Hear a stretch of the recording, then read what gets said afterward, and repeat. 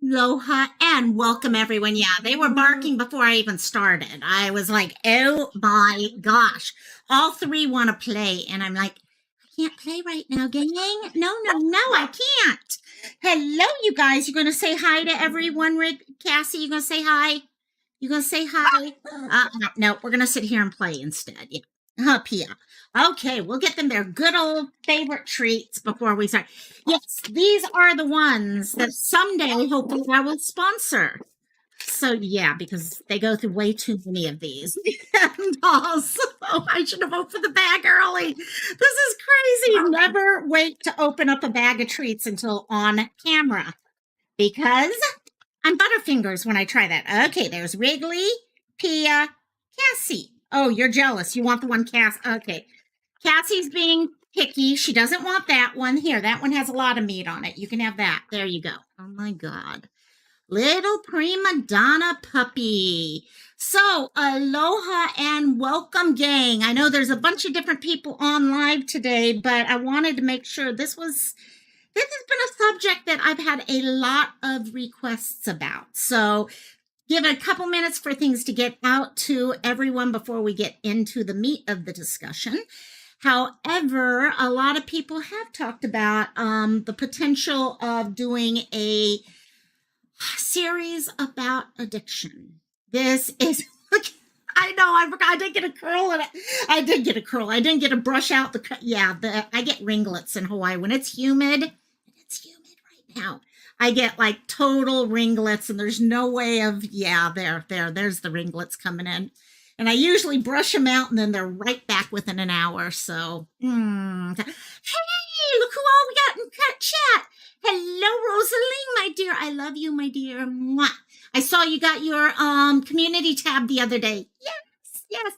You guys, I love, by the way, hello, Angie Marie, and thank you for the, it's, when I was younger, I could do my hair to look totally like Cousin It. I mean, I could pull it here and it'd go all the way out to there. It was ridiculous.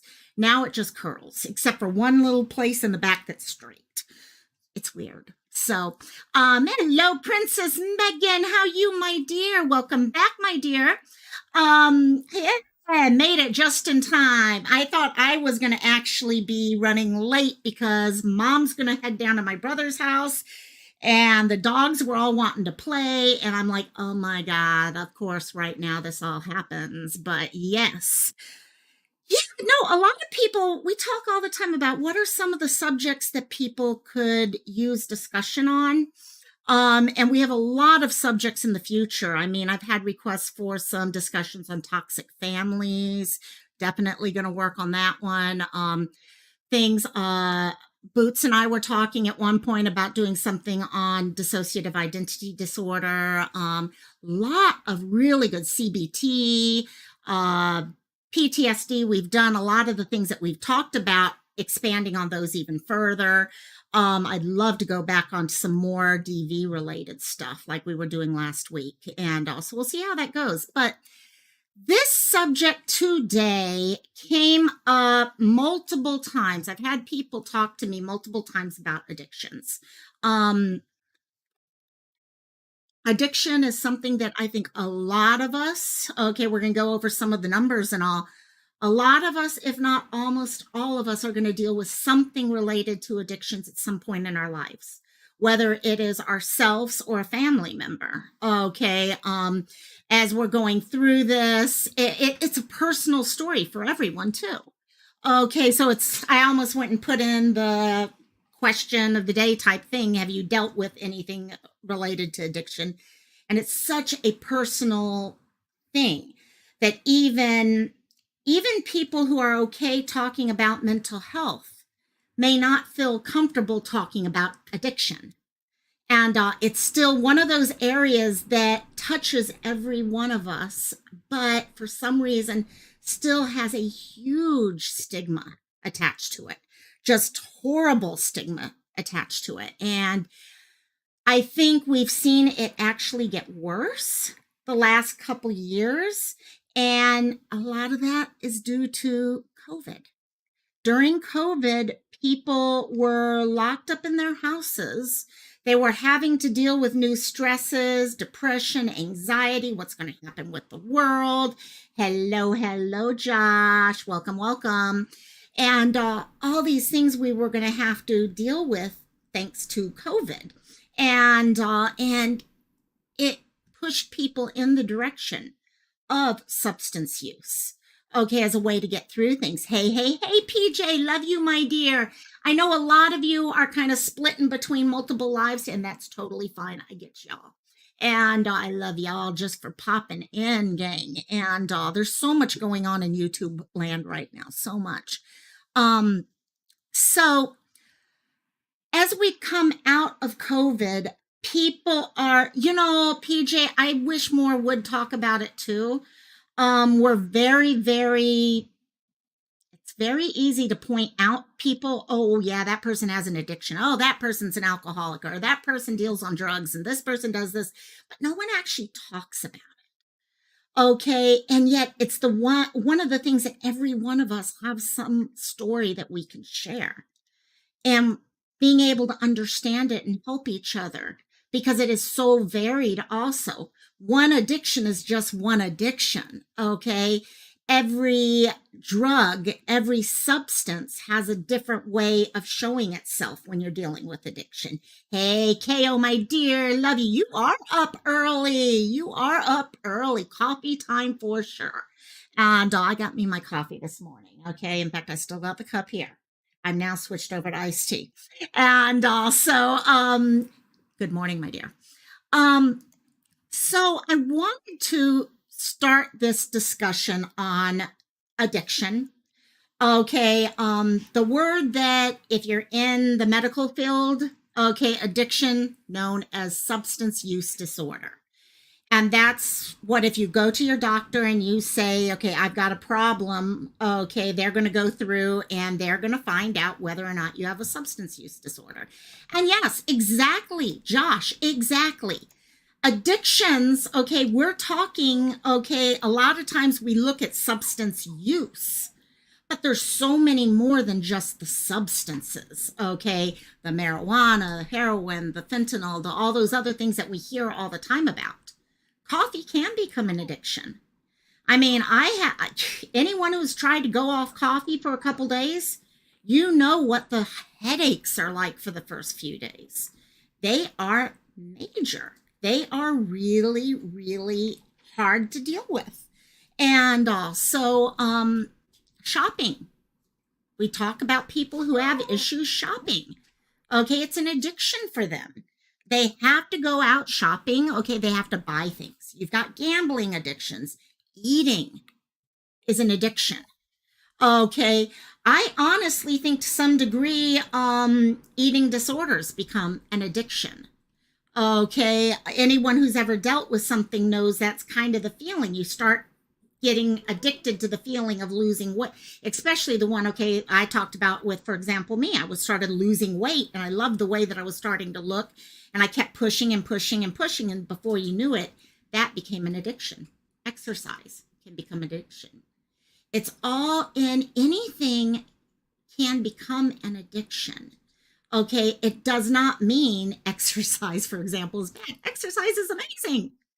But it's how you use it and how it starts to affect your life. And that's what we're going to recognize here, is where it starts to affect a person's life is when we start dealing with the addiction side of it. Yep, if I stop coffee right away, I used to never drink coffee whatsoever when I was working in facilities, because we had a coffee maker all the time there. All day long, I'd be refilling my coffee cup all day long, because coffee didn't keep me up. I'm one of those that coffee does not keep me up. I just liked coffee for some reason, but my body would totally get used to it quickly. And then you get into the thing. I was talking to someone else that's here in the chat with us right now about addictive personalities. So many of us have what is termed an addictive personality. Okay, we find ourselves in this place where we can become addicted to something very quickly. And that's tied to how addictions actually work with us a lot of times. We're going to talk about dopamine, for example. Okay. And that's a lot of times behind it because addictions help us with that whole side of the release of dopamine. Oh, hell yeah, JP. Addicted to the air I breathe. Don't ever ask me to leave. Love you, JP.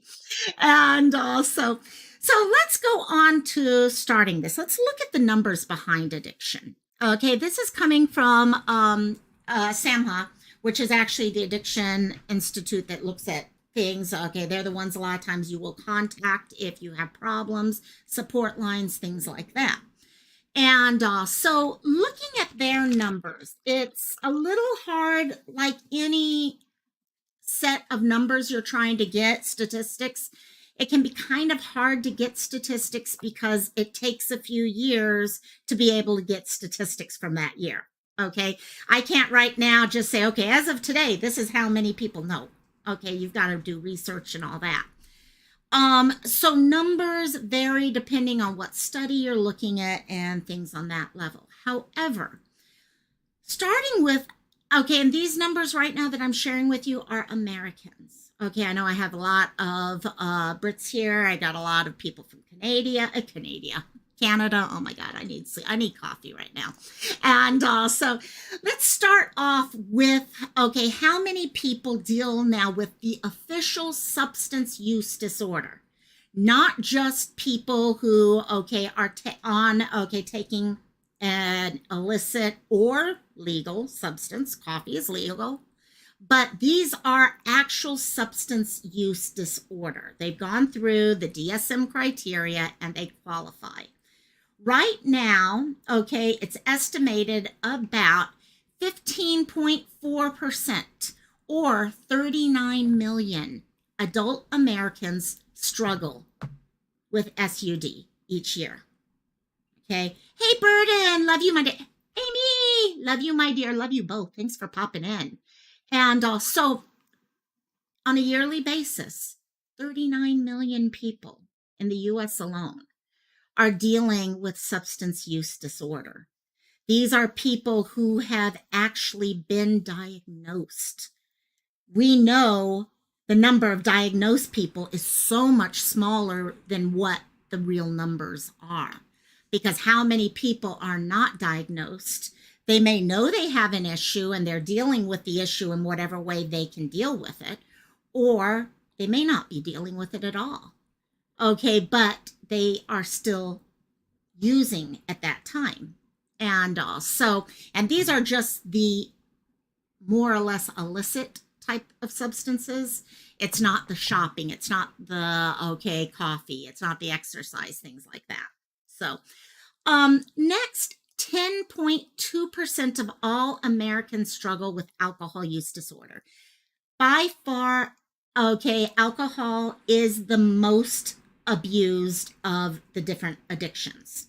Okay, if you're looking at any of them, that tends to be by far the most. 1 in 10 people struggle with alcohol use disorder.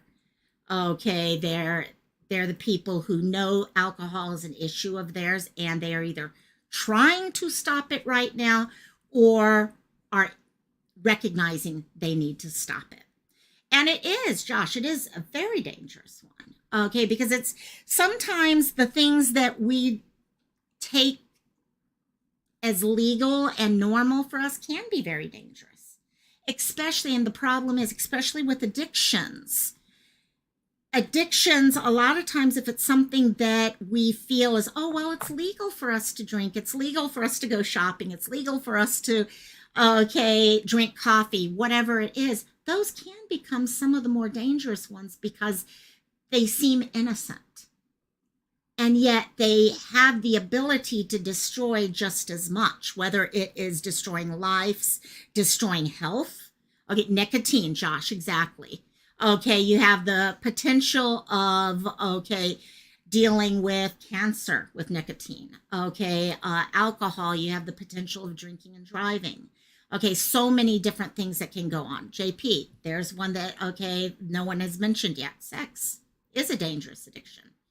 Okay, because we don't think, a lot of times with an addiction, we're not thinking logically about safety at the same time. Okay, because we're just more focused on getting the next high, whatever that high comes from. And we're going to talk about what that high is actually connected to in a second when we actually go through the chemical side of all this. Hey, Gladys. Hello, my dear. Welcome, welcome. Next, 92. And this is scary. This number, and this was 2020. Okay. Almost 92,000 people died from an overdose in 2020. 92,000.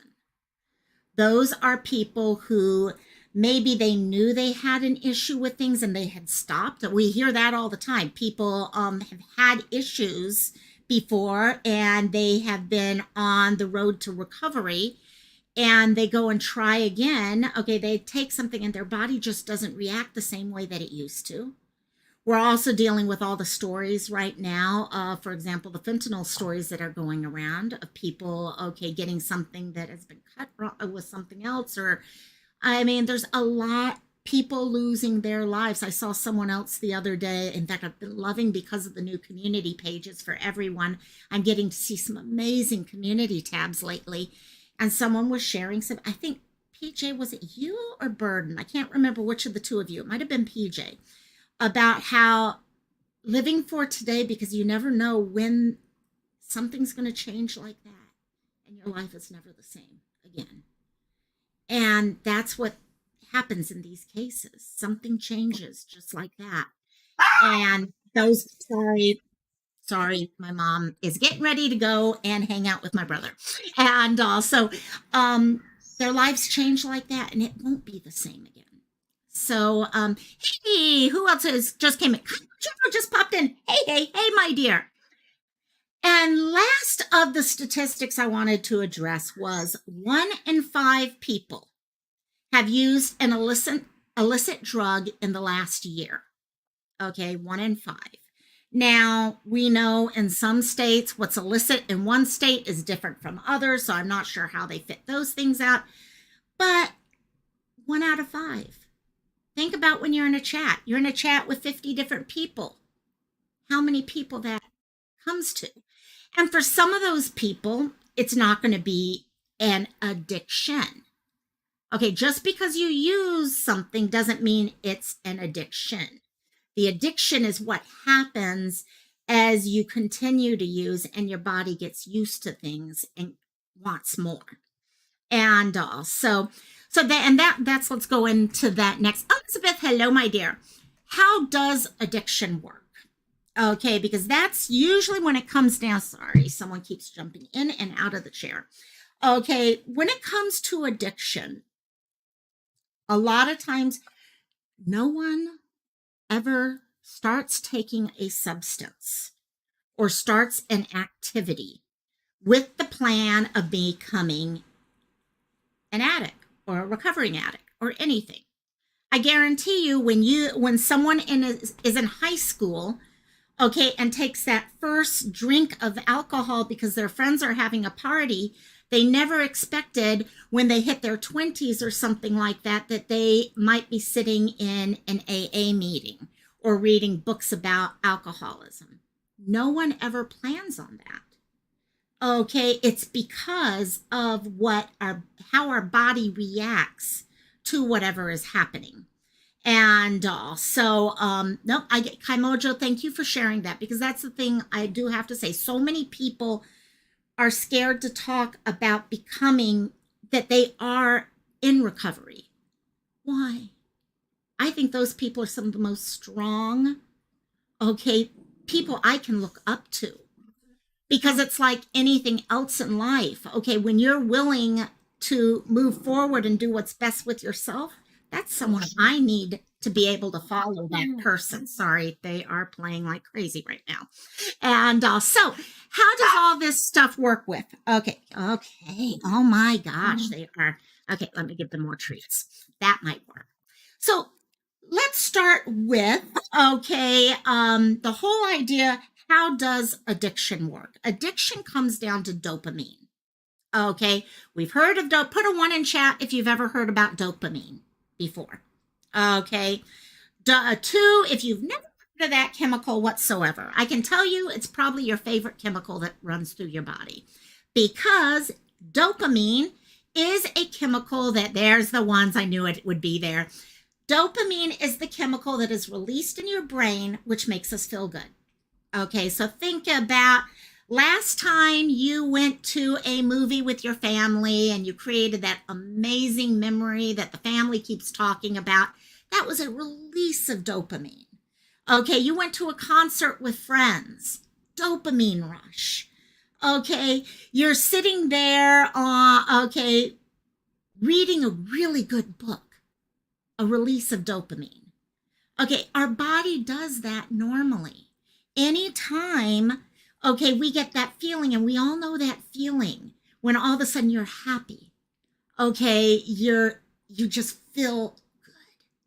Nothing can be better. Okay, you get that feeling in your body. That is dopamine being released. Now, what happens in many of the cases of addiction and drugs, illicit substances, legal substances, is it affects that dopamine circuit. Okay, it allows your body to put out that dopamine. Okay, and your body starts getting rewarded with more and more dopamine. And like too much of any quote unquote good thing, your body gets used to it. And you need more of it and more of it. Over time, you build this tolerance to it. Okay, what at one time only needed one hit of something, you now need two. Going to the movie with your friends was not enough anymore because your body is looking for more of that dopamine. It needs more of this. And that's where the whole idea of addiction comes in. Your body is looking for more and more of it. It's not getting it from its normal routes anymore. Okay, we can get into receptors and all sorts of other things. Okay, there's a huge area of science behind all of this. And I think that's one of the important things for us to realize, because it is science, guys. Okay, so many people want to look at it, oh, well, that person just made a stupid decision and stuff like that. No, there's science behind all these things. Yes, a decision's involved in there somewhere, yes. And you have to make certain decisions to decide to move on from it. But like mental health, it is connected to the brain and how the brain works things out. And over time, what are some of the things that start to happen is, it can start leading into impaired learning, judgment, decision skills, memory. There are many drugs that affect your memory. I mean, I was reading something, for example, even something like Benadryl. Okay, how many people take Benadryl for their allergies? You take Benadryl over too long of a time, it can actually start affecting your memory, I was discovering the other day.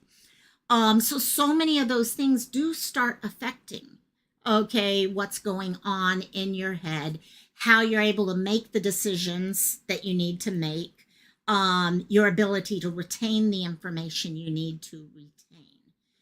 And then from there, you go into the more serious things, serious mental health issues. The fears, the emotions that go with the idea of, as addiction comes down and you start recognizing, oh my gosh, I just had to steal from so-and-so to be able to do this. Your mental health starts playing back and forth with you.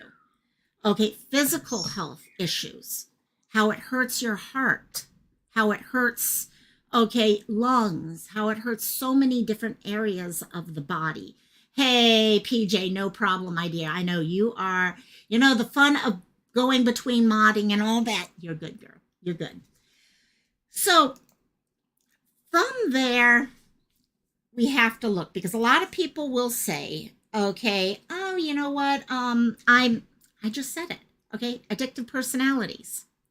Certain people know that they have a very high potential of becoming addicted to anything. Okay, substance use, non substance, lifestyles, whatever it be. Okay, so what are some of those risk factors? What are some of the things that could lead you to being the type of person who, at some day in the future, may find themselves with a substance use disorder, okay, with an addiction? Your first one, and probably the biggest, is exactly what I was just saying, that addictive personality. It comes from genes. Okay, many people will say that our genes account for more than half of your risk of addiction. That addictive personality, okay, has a lot to say when it comes to addiction. Next, early exposure. Okay, think about back to your high school days. Okay, how many people, and please, I never want people to feel like they have to post things in chat, but if you were an addict or just anything that you felt became something that you weren't using in the right way, how much of that started from when you were a child, when you were in high school? Okay, smoking because all your friends were smoking. If you had been older, you would have hoped you had never made that decision, but you did it at that age because all your friends were doing it. Okay, that's a huge. I remember back in school. Okay, I went to a Catholic high school. Trust me, they were some of the worst. Honestly, Catholic high school, I think, was some of the worst for many of these things because, as we're going to talk about in a second, socioeconomic, you had access to money usually. Most of the people, many of the people had a little bit more spending cash that they could use on things. Okay, you would walk into the bathroom, okay, and people would be utilizing substances in there.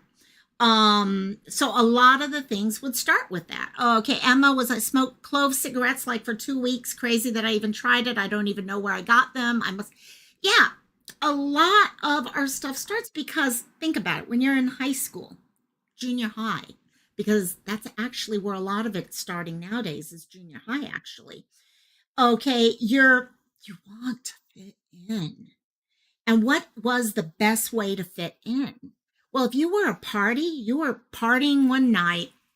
Okay, I was usually the designated driver. I was lucky enough to, because my mom had my brother and my parents had my brother and I to deal with. Okay, we had a vehicle, so I was designated driver, so I had to learn how to limit myself. But it was hard. It was hard. I'd go to parties and I'd see everyone having fun. And guys, I'm an introvert. Okay. Now I'll talk a lot more, but back then I kind of would sit back.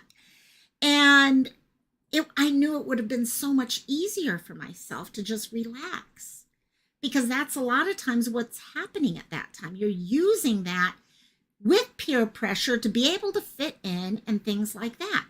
Sugar. Yes, Emma just mentioned sugar. High school, that was a bigger. Grade school, huge sugar use, big sugar use. Thrill seeking. Okay, a lot of times when you're in high school, when you're in those years, you're trying to push the envelope, okay, to show that you can do things for yourself, that you're going to be okay making your own so that thrill seeking, how far can I push things before it becomes an issue? Not realizing that there are things such as gateway drugs and stuff, which, okay, we will mention gateway drugs. Okay, you start off with certain things, and because of the thrill side of it, as a teenager, you try something a little harder and harder until you find yourself addicted to something. And next is mental health. And this is one I think many people see. This is one of the areas that I think why the addiction numbers went up so high during COVID. Okay. You hear the word self-medication. A lot of people will self-medicate. One reason is, okay, mental health is not something a lot of people feel comfortable even going to their doctor about. You don't want to go to your doctor and say, oh, sorry, I'm really depressed. Okay, or I'm dealing with anxiety or these things. There's still that stigma. But you start hearing about how, oh, well, if I take this drug or I take that drug, it helps calm you down. So you start self medicating for those mental health issues. Okay, you're able to balance it. Josh, you just mentioned an amazing one in chat right now, gaming. Trust me, I play World of Warcraft, and I told you I've got an addictive personality. I can get to the point where there have been times I would wake up in the morning, play, head to work, think about the game all day, not to mention if I had an app where I could do selling stuff and all that on the market. And then I'd come home and I'd play as soon as I got home. Gaming addiction is a thing. It really honestly is. So you start using, let's just say, gaming.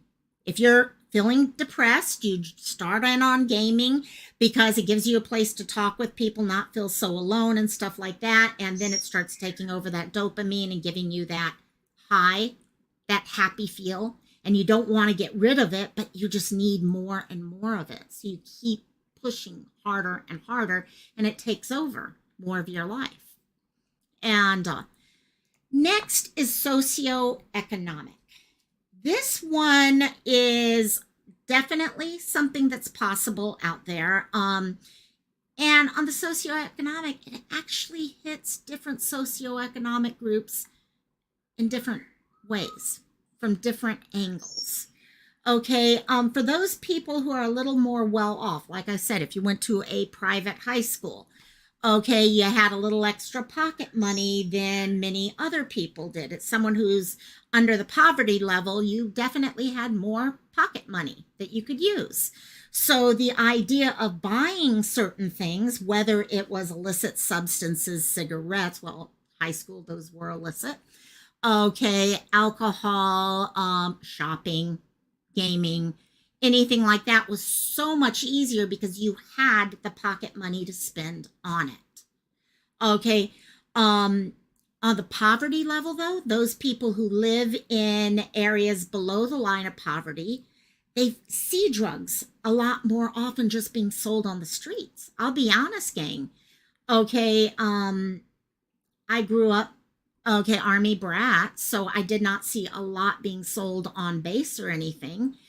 But if I went into downtown, okay, you could see things happening out there right in front of people's eyes.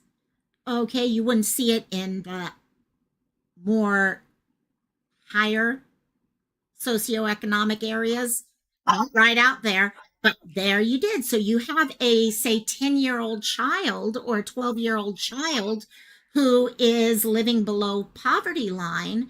It's very, very easy for them to see these things, to get pulled into it for extra money. Okay, to help run deals or things like that. So socioeconomic lines definitely play something with this. Stress. Okay, when you're younger, the stress of, okay, depending on where your socioeconomic line is. If you're on the more, okay, poverty end, it's the stress of making ends meet each month, having to watch, okay, your parents, okay, and the stress they're going through and that coming back to you.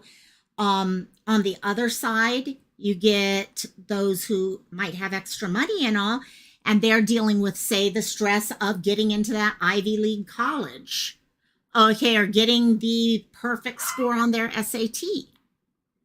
And they find themselves going to these types of substances to help them out. Again, going back to the mental health side of it.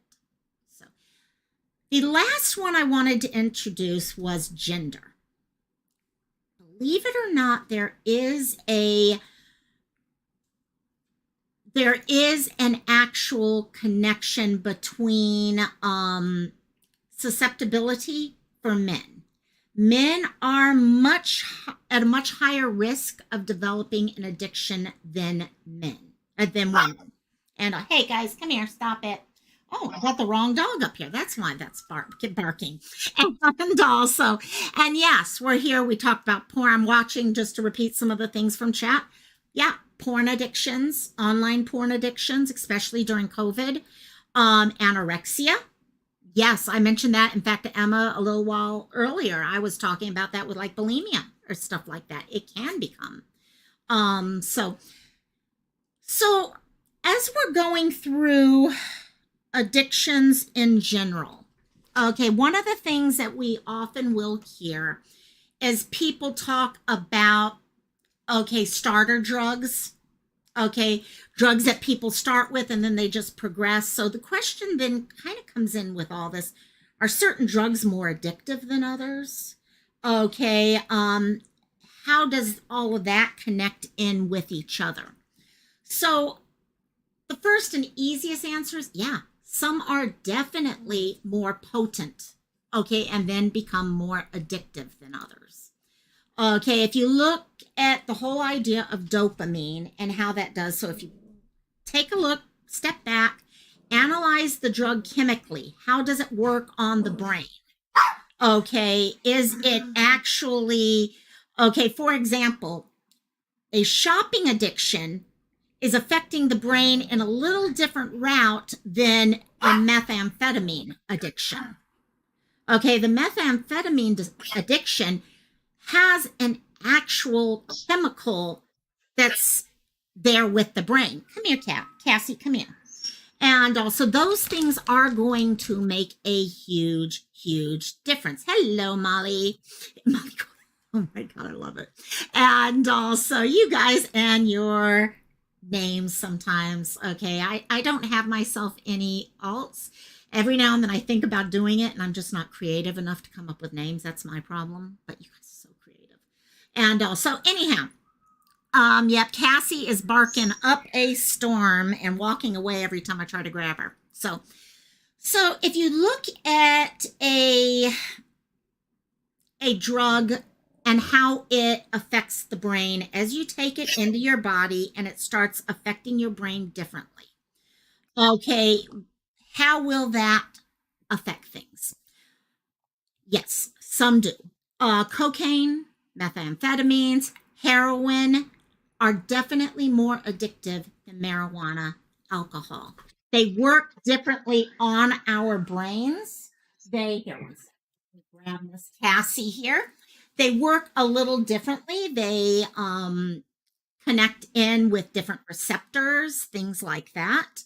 That's one reason why I think, for example, pain meds, okay, can be extremely addictive, is because of how they're affecting neurotransmitters and stuff. So, what a lot of times will happen is people will start on those gateway drugs, okay, and they'll start with things. Okay, the gateway drug they'll start on, and they may be taking marijuana, alcohol, tobacco, and then they continue. Their body gets used to the high they're getting from marijuana. Okay, and it's like it's just not doing it quite as much anymore. And someone will say, well, why don't you try this one? It'll definitely give it to you. And you're thinking, okay, it's just that one time. I can do it that one time. But some of these drugs are the type that, especially in certain brain chemistries, one time is enough to get a person addicted. Definitely. And another thing that was really interesting was how our brains change. And hello, Burden. I'm not sure if I said hi, Burden, or not, but hello, Burden. And they've done studies to people who, and I know I keep talking about high school ages and stuff like that, and this is where this actually comes really into play, gang. They've looked at how alcohol has affected a person who starts on it when they're younger versus someone who starts on it when they're, say, in college years or something. And what they've discovered is people who start drinking before the age of 21 okay, are 4 times more likely to become an alcoholic in the end than someone who starts drinking after 21. Okay, whether it's, I'm not sure what the science is behind that, whether it is our brains changing. No idea. I could definitely see it. We do see a lot of people who start younger and it's harder to stop at that point. Um, it definitely is an interesting thought process there. Emma had a tin of some old marijuana oil lotion thing that was not meant to be a high, but it made you feel good oddly. And yeah, and that's the other thing. You start wondering when you do, for example, like right now, okay, oil, CBD oils, things like that, which aren't supposed to come with the same highs and all. Some people will swear up and down they get one. Is it a just that thing that we get it in our minds that we're going to feel it, so we feel it? Who knows? But people do feel things differently based off of that. It definitely helps calm people down. I'm ready to give some CBD oil to this one right now. Aren't I, Cassie? Would you stop being a little bitch? Oh, sorry. Yes, she is being one, though. She is being one. So, but yeah. So if you, okay, like I said, chances are every one of us have either had an issue ourselves or we have seen issues in a friend, a family member, anyone like that. And chances are it's been there. And it's always a rough one because you see behaviors in a friend or yourself and you're like, is this, I don't want to say anything and make them mad. I don't want to, you get into all these things, but it's important to understand what the warning signs are. Warning signs for anything, gang, are our ability to be educated to make the best decision for moving forward. Okay. We know not every warning sign is the same for everyone, and everyone shows anything that deals with the brain comes across differently for different people. But sometimes you may run into, for example, someone who is just looking for someone to recognize they have a problem and are willing to hold their hand and help them through that problem. And being able to speak to them and recognize it might be what saves them. So recognizing it is good. Hey, Oscar, how you doing, my dear? Hope to see you at Cantina, my dear. Okay, so what are some of the different addiction, substance use disorders? So this can go actually any addiction, to be honest. Okay, like I said, I was looking more on the substance side, but it can go for anything. So the first is, and most of us can probably see, this is one of the first things that anytime I've looked at myself, because like I said, I have an addictive personality. I have to watch what I'm doing. Okay, because I don't want to risk going further than that and having a problem further down the road. So I'm really very careful about it because I can recognize it in myself. Using more of a substance than we planned. So say you're going out with your friends and you're like, okay, I am going to have 2 drinks, two glasses of wine, or in my case, 2 cranberry vodkas tonight. That's what I'm going to have. I'm going to stop at 2. I'm not going to have anything else. And you get through part of the night and you're already up to 5 or 6. It's going to happen on occasion, yes. But you start looking at the behaviors over time. Is that happening routinely? Are you routinely finding yourself setting a limit and going beyond that limit? Okay, or are you able to stop yourself and say, okay, nope, that's my limit? Or maybe you tell yourself, I am going to stop drinking 2 hours before I go home or 3 hours before I go home, and you're finding you're pushing further and further and further. Something to keep an eye on. Next, you start recognizing these things. Maybe you are recognizing, in the case of alcohol, Okay, I told myself I would only have two, and I had seven again last night, and I had five a couple nights before that, and I had that. So you tell yourself, okay, that you're going to stop and you're going to start cutting back. Okay, but you find you can't. You tell yourself you will, but you're not able to follow through with it. And yes, JP, you can have good addictions. Addictions can be good. They can. Okay. But even a good addiction, okay, let me play devil's advocate right here. Okay, JP, before we move on, family. I used to explain the reason why I was always with my family is okay, I love my family and I'm here with my family and all that. Well, that addiction to family, being with my family, supporting my family, always being there, was holding me back from living my life. I was not going out with friends. Okay, I was not creating other friendships. So again, even the greatest thing, exercise, for example. I have known people who are actually addicted to exercise to the point that it hurts their body. So they actually are at the point where it is destroying their body and they cannot stop. And so anything we have an addiction to can become a negative thing very quickly. And that's why it's important to understand, okay, the different warning signs. That girl, love you, my dear. Yes, Cassie's saying I love you too. Would you stop it? She knows something's going on right now. So my mom's up and down the stairs. So next, you can't stop thinking. KO, you had that with exercise, see, and that's it. And it's nothing. I think exercise would be a wonderful thing for me. I mean, honestly, being an addict to exercise would help me tremendously, probably. And I was addicted to work.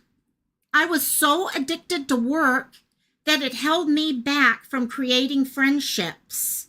It held me back from developing relationships because I was so focused on work. So even the best thing can become a problem for us.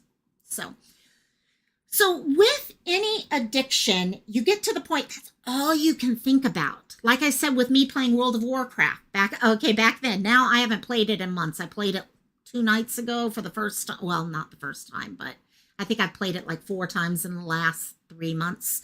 But you get to the point that's all you can think about. Day, night, sleep even. You get to that point where you literally will be dreaming of the addiction. It can't leave your subconscious. It's there for everything. And oh yeah, Kaimojo, exactly. And also, so that becomes one of those signs to you that something I need to be alert to here. There's something wrong if you can't stop thinking about something. Okay? You got to back off, because if that's all you think about all the rest of the world that you're forgetting about.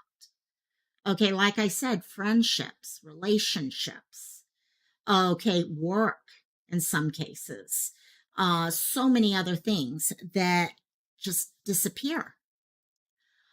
Your day is scheduled around the addiction. Okay. You may find yourself, especially during COVID, everyone was at home. It was the perfect setup for addictions. Okay. Because you weren't required really to have to go into work most of the time. You could work around it. Heck, if you had to work certain things, you could work from 3 to 5 and get it done. Yes, Rosaling is addicted to knitting. I love your knitting, girl. Oh my gosh. And so your whole day is set up around it. Okay, you're sitting there trying to figure out, okay, if I go, I need to meet up with so-and-so so that I can go pick up, okay, these substances. They're going to be open from this time to this time, or I'll be able to connect from them from this time to this time. So I'll go meet with them at that time. Bye, Mom. Love you. No, it is not. No, it is not. No, it's not. I'll deal with that later. I'll help you later. Okay. I can't right now, Mom. Later. One second, guys. I'm sorry.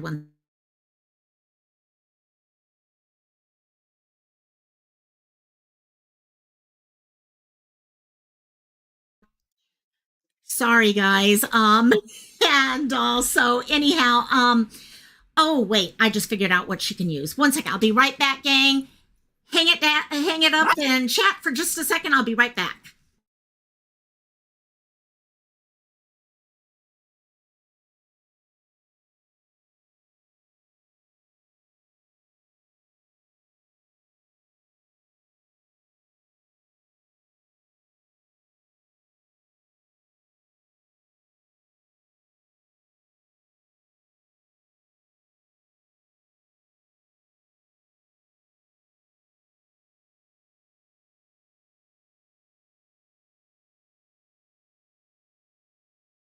I am so sorry, guys. My mom has lost her key, and she's asking for my key right now, and I'm not sure where my key is.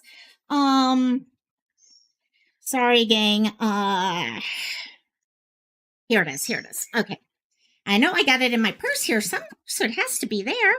Okay, so your day, you're welcome. Thank you. You're welcome. Bye-bye. Okay, so, oh my God, thank you guys. I should leave more often, then I could get the super chats in. Yes. No. Guys, I love you. Oh my gosh, PJ, I love you, love you, love you, love you. Thank you so much. Oh my God, gang. And that girl, my girl. You know how many of you guys I have been around for like almost over 2 years now? And you're family now. You're family now. I love it. So thank you both so much. And also, anyhow, Mom's on her way now. So sorry, gang. And also, anyhow, yeah, my addiction. My mom, no.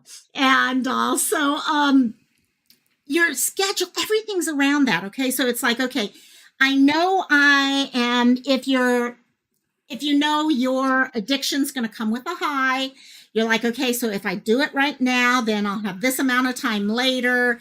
And then you start, everything fits around it. Okay, you to the point where you're scheduling your day out around whatever it is that you have to do. If it's an exercise addiction, okay, you're sitting there thinking, okay, so I can go for a run from this time to this time, and I can do, oh, I got to get some work in during this. So, you know what? I'll finish the 10-mile jog at this time so I can work from this time to this time. And then I'll leave long enough to get this, and then I'll come back and finish the work. And so, see, that's what it starts becoming. You're scheduling everything around. Family, friends want to go out and do something. And you have to all of a sudden be sitting there and scheduling around, oh no, I'm sorry, I can't go out that day because you don't want to tell them why. Okay, but you schedule all of it around them. So, huge sign that pops up there. Let me pull this up. Next, the substance the addiction becomes more important than everything else. Your home life, your relationships, your friendships, your work, everything. Okay, all you can think about, everything zeroes back down to the addiction, whatever that is.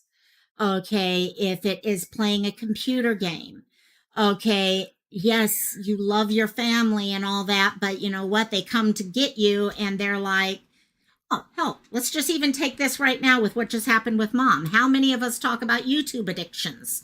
Okay, where we're sitting up and we're like, okay, well, we have this live to go to from this time to this time, and then after that we go to this, and then your family or your kids are running in and asking for your attention. You're like, shh, I'm in the middle of something right now and all that. Yeah, okay, so see, you start getting into these things. Are they truly, okay, is that addiction, that whatever it is, more important than everything else? Can you leave whatever that is for even half a day? Okay, can you take a day away from YouTube without being like, oh my God, FOMO? Okay, FOMO's real, gang. Okay, can that happen? Um, yeah, Elizabeth, knitting is. I did crochet. I never did knitting. I could never get knitting down for some reason. So treatments. So we're gonna go through some treatments and then how to address people. Okay, if you're worried about them. So with some of the treatments, I did want to look at. First of all, anytime you're dealing with a substance related addiction, you are going to have some major issues as you are coming off of that drug. Okay. Anyone who themselves has gone through this or been around someone else who's been through it knows how hard it can be. I was watching yesterday on TV Notre Dame on Netflix. It was about the fire of Notre Dame Cathedral. And there was a character on it who was addicted to, I don't know if it was heroin or what, but she was detoxing in the middle of the show. And you could see her going through all this. So you know there are many people, okay, as they start going through recovery, this is the first step they're going to have to go through. And for some people, this is what keeps them away from it. They don't want to have to do it, or they don't have time for it, or they don't have the insurance for it, or whatever the thing is, the reason is that they're giving. Okay, and at some point, we're going to actually talk more about that. I'm going to have a special guest for all of us, hopefully next week, if not sometime in the future. We're still working on it. Who's going to talk about recovery? And because recovery is something that everyone can get through. Okay, but it's just understanding and making decisions. And so to start with treatments for substance use disorder, there are definitely medications that can ease those symptoms. So for those people who are thinking, oh, I don't even want to try because I can't go through this. Not saying it's easy. Okay, but there are definitely medications that can help with the withdrawal symptoms as well as help with the cravings during that initial detox. There are other things that are being used more and more to help out. One of them being hyperbaric oxygen therapy. Okay, those of you who have ever heard about people going scuba diving and they go too deep and they come up too quick, they have to put you in the hyperbaric chamber. Works on the same area. Okay, helping you with getting oxygen into your body to help with all the symptoms that you're feeling. So that is something that's being used more and more out there in different centers. PJ, thank you so much for the links that you're sharing, actually, because there's some great groups out there that will help you, especially in these times. You know, guys, everyone can do anything alone if they need to, but it's so much better when you have other people to help you, always. Next is cognitive behavioral therapy. This is something that happens mental health side. It helps with so many different things, okay? Not just addictions. It can help with depression, anxiety, PTSD, all sorts of things. And gang, like I mentioned earlier, mental health is a huge part of addiction. Okay, a lot of people who are self-medicating, a lot of people who are using the addiction as a way to not feel. And so things such as CBT become extremely important in these cases. What is CBT? Well, it's talking with doctors, therapists, working on different, skills, to change, as I say here, mental distortions. A lot of times we have thoughts in our head that are not really real, if that makes sense. I'm not saying like they're made up thing. It's just, someone who is going through, for example, anorexia or something, has this idea that they're huge, overweight and all, and they're nowhere near it. Okay, so it's changing those mental distortions that are there. It helps with the behaviors. It's hard because you have to look at things sometimes, but even in any mental health thing, it's important to be able to look at those things. It helps with emotional regulation, being able to go through all the emotions you're going through and not run away from the emotions, because that's usually what would happen.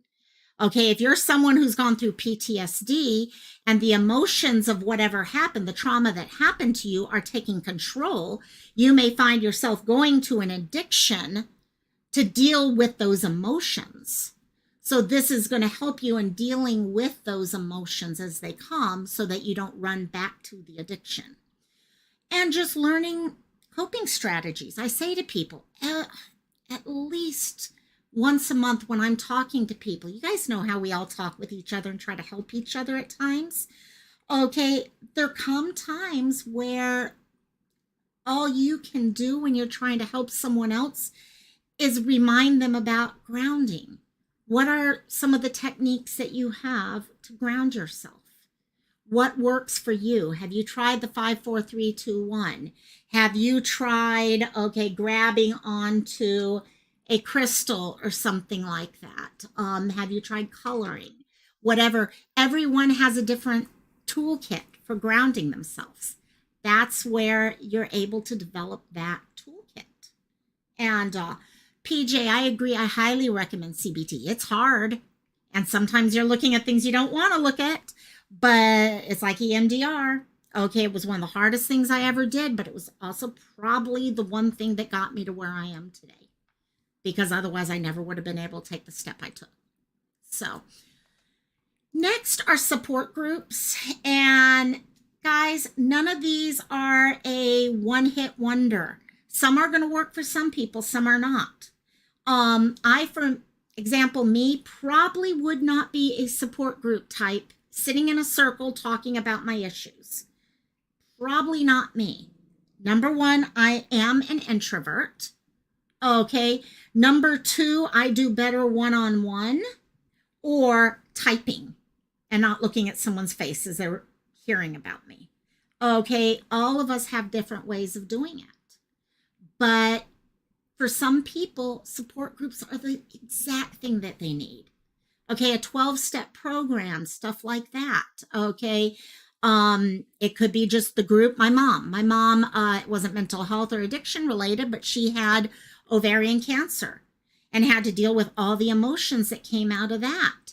And what really helped her was having a group of women that she met with once every month that came together, and they have lunch together, they talk story, they share their stories and all that. Works wonderfully for her.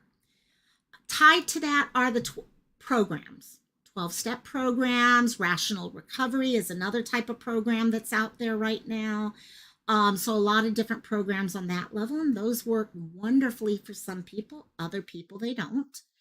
And that's what's important for any of us, if we happen to have friends or ourselves going through anything like this, realizing just because this did not work for you doesn't mean it won't work for someone else. And just because it didn't work for you doesn't mean something else might work perfectly for you. It's trying different things till you get to the right solution. There's a new thing that I've just started reading about when I was doing research for this called deep transcranial magnetic stimulation. So this is a new thing that is going on to help people with addiction and things such as depression and anxiety. It's showing significant improvement in treatment outcomes, they're saying.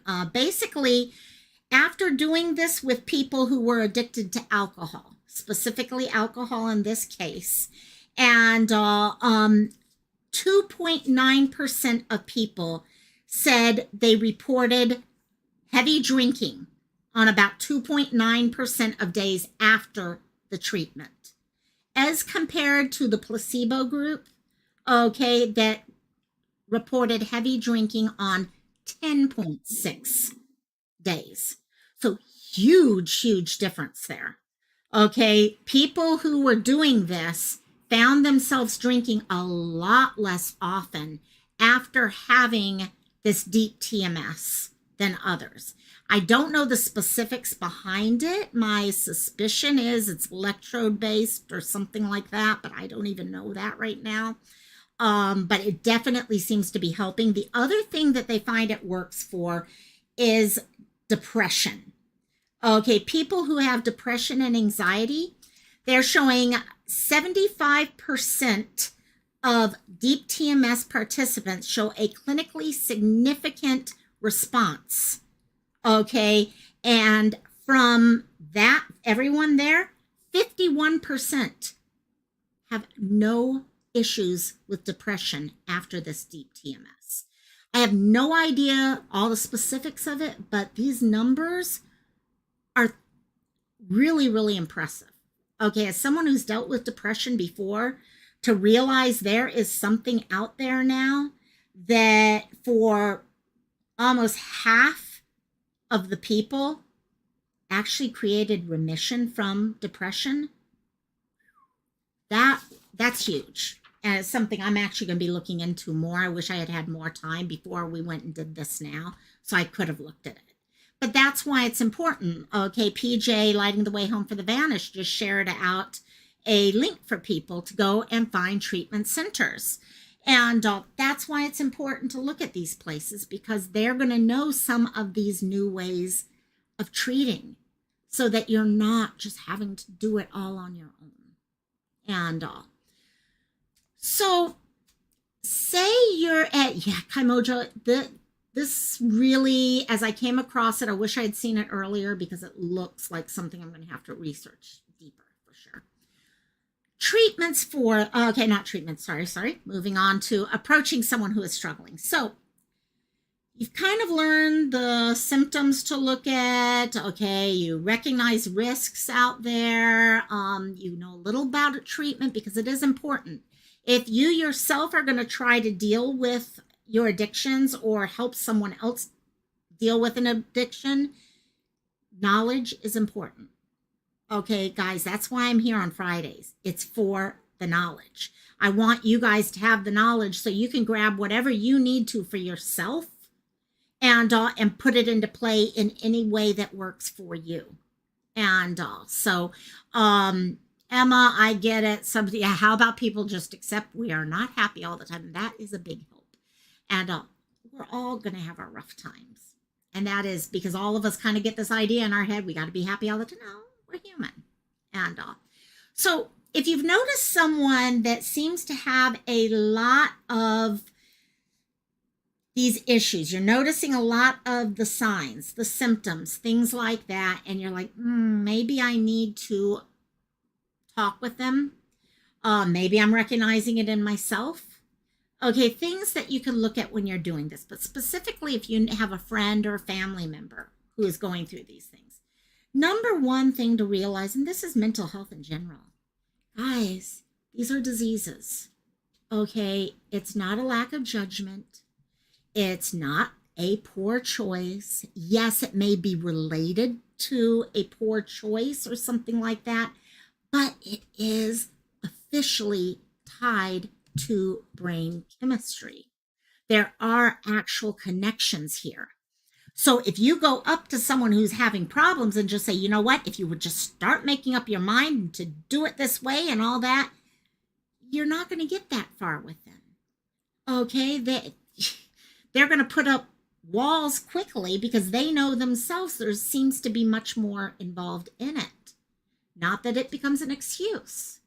Okay, just because something is connected to a disease or genes or something does not make it an excuse, gang. Okay, that's one of the first things I will stand by till my dying day. Just because you're a survivor, just because you have something physically that holds you back doesn't mean it has to hold you back. You just have to fight a little harder to get through to the other end. And also educate yourself. I just made the comment, okay, like what PJ's sharing with you guys and all that. Education helps tremendously because if you come into this, you have a friend and you're recognizing the signs of addiction and you want to treat their addiction to gaming the same as someone's addiction with methamphetamines, you're going to run into problems. Okay, you really need to understand the specific addiction, how it develops. Okay, how does it work? You know that person. That person's a loved one of yours. You know why it may have come there. Okay, and yes, Emma, some people have real chronic pain from a disease and they self medicate for it. So, understanding as you're approaching them, maybe they are dealing with a fentanyl addiction or something like that. As you're approaching them, your knowledge is letting you know, okay, I do realize, yeah, I remember, okay, so and so, okay, Jamie, what? I'm just throwing names out, okay, had a fall and okay, hurt their hip real bad and was taking meds after that. And I've noticed ever since then they're still doing this. Okay, so there's probably a tie to self medication going on there. So, how can we look at getting them the help for the pain that they still are going through?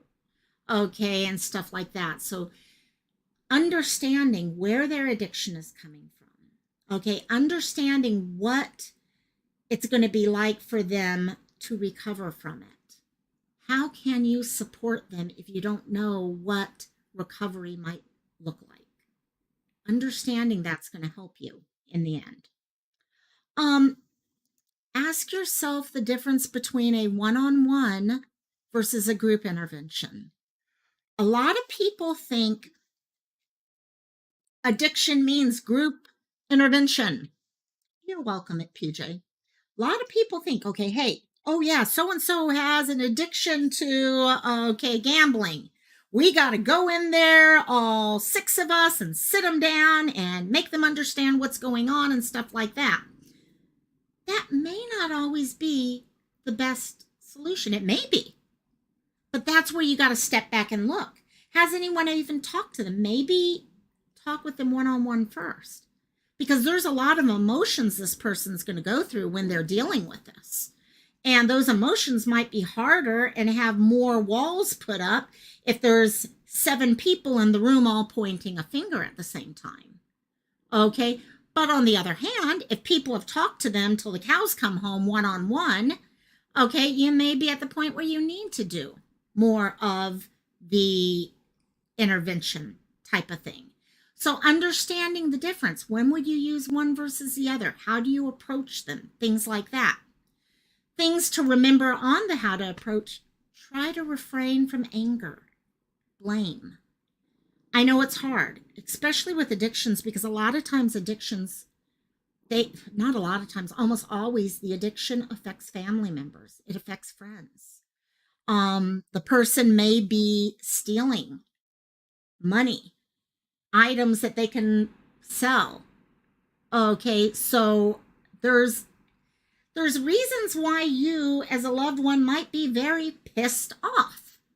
And you might want to lay off just screaming at the person. You really may. And you probably have every right to it. But at the same thing, is that really going to help that person in making the decision to take steps forward and change? So try to refrain from that anger. Try to refrain from blame that's going to make the person think that they're not able to do anything, or they're a failure, or things like that. Because you want them to know they can do this. They can do this, and it will be different. Maybe they've tried in the past, but failure in the past does not mean failure now. Okay, every failure is just practice for that one time that you're going to succeed. And thank you guys in chat. Kai, thank you. Thanks, KO. Thank you guys so much. And last, when it comes to approaching people, remember your boundaries. Okay, as you're trying to help people that are dealing with addiction and all, please remember that you matter. You're trying to help the other person, but you need to know what your boundaries are going into it. You need to be careful that you are not hurting yourself by helping them. Hey, Tim. Hey, hey, hey. And so sit down and go through it. What are your boundaries? Okay, what are you willing to, how far are you willing to be involved? Okay, are you willing to take those 3 a.m. phone calls? Okay, are you willing to allow someone to call you every single name in the book? Or are you going to be like, no? Okay, you know the answers to all those questions and the situations around those. So go through that on your own and figure out exactly where you fall on all that.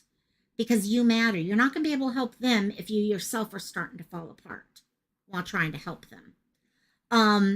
PJ hit it on the head right there. Okay. People with an addiction will quit when they're ready. Okay. We can't force people.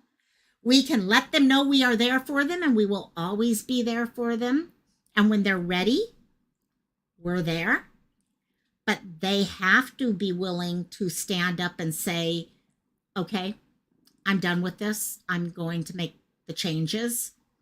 I'm not going to find excuses because for those of you who have ever followed Michael, okay, Save Robbie's fiance, he has an amazing TikTok channel. Find Your Way. I'm trying to pull it up right now, actually. Find Your Way is amazing for people. Oh, sorry, one second. There. Okay. Let me see if I can find this real quickly while we're talking. Sorry. There. Okay. I just shut her down. I have this one person I watch who's amazing. She has, oh gosh, Tourette's. And I love to watch her stuff. It's really, really good and shows you what it's like to live with Tourette's. She's amazing. Okay, here he is. Here he is. His name in TikTok, if any, I'm going to put it into chat right now, is would help if I could type. My hands are cold today. Find Your Why. There you go. So I just put it into chat. You guys take a look at it. If you are or know anyone who is an addict, his TikTok is amazing. It's about recovery. And you know what? Once you find that why, and that's why his name's that, you got to have a reason. What is your reason? And your reason may change from day to day, moment to moment. But why is it that you're choosing to become sober? Why is it that you're making these choices? And keep telling yourself every day, remind yourself what that why is. Because there's so many whys. So please take a chance there. I also wanted to share with you guys, Robbie has a Facebook group for people who are trying to get sober and or people who are helping them. Please feel free to go to his channel, okay, to this Facebook group. There's some amazing people in that group. I'm going to have all that in the description and everything. But go there and meet other people who are trying to become sober, who are making the changes, who have made changes in their lives. And it's amazing. I've sat there and watched, and it amazes me when I look at everyone and how they keep moving forward. And yes, sometimes people make a mistake and they step back, but then they take 2 more steps forward the next day. And that's all it is. So, but yeah, just definitely those 2 things are 2 people I would definitely suggest. The Facebook group and Michael's TikTok is just amazing. It really is. So do take a look at that. And just so you guys know, I am going to continue this discussion over the next, probably 2 weeks or so. So if there are specific things you'd like more discussion about with in regards to addiction, this was more of the 101 type thing. To start next week and on, we're going to be doing a little bit more. I am hoping to have a guest on that we can talk with that guest about addiction and recovery. So keep an eye out for that. And yes, Oscar, I am pretty excited about Cantina tonight. It should be a fun, so a lot of fun. So let me ask real quickly, what's your takeaway for today? One thing that you're going to take away with you today from today's discussion. If you are part of the replay crew and made it this far, crossing my fingers, you can put that right below us in the discussion area, the chat area. But for those of you who are here today, what's your one takeaway from today? And I know with me, that new deep transcranial magnetic stimulation is something I am so going to go take a look at, because not only for addiction, but just on everything else. It sounds like an amazing thing to take a look at. That's one of my takeaways. And the other ones I think are just how addiction does hit everyone. That's my other takeaway. It really does, whether it is they themselves dealing with addiction or having a friend or family member who's having to deal with it, especially with COVID. Those are my two big time. And Emma, hey, my internet addiction is definitely real. It is real. And as my mom would tell me at times. And also, there's so much more support for addicts than they think. Oh my gosh. Yes, Elizabeth. I think we saw everything PJ was sharing with everyone. Everyone. So yeah, everyone, please, okay, take some time this week, okay, for yourself. If you don't, this is not tied to addiction, but in general, if you have never created a grounding toolkit for yourself for whenever you have a rough time, whether that be just getting horrible news and having to calm yourself down afterwards, or something bad or trauma or whatever it is, we all deal with those rough times. Take 5 minutes for yourself sometime this week. Put together for you a grounding kit. What are the things, 3 things you can do if you find yourself getting worked up and you need to calm yourself down? If you need help, come to Discord. We'll talk about it and come up with ideas. But try to do that for yourself because you'll never regret it in the end. So we are going to be connecting up with Cantina in 38 minutes.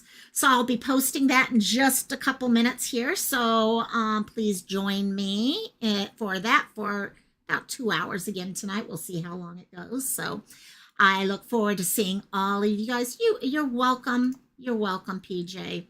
And, it's a hard subject. I think that's why I've put it off for this long. I honestly have put it off for a hell of a long time. And you all are amazing. I mean, what I love is how all of us are helping each other with ideas here. And we're all doing it on our own channels too. So, which is great. So, okay. Love you all. Tons and tons. Love ya. Miss Rosaline. Love you, my dear. Josh and Kai and everyone else. I love you. Okay. Anyhow, I got to go finish the treats and set up Cantina. So I will get back to you soon. Love y'all tons. Aloha. Cassie is actually wagging her tail and saying goodbye. So say goodbye. Aloha.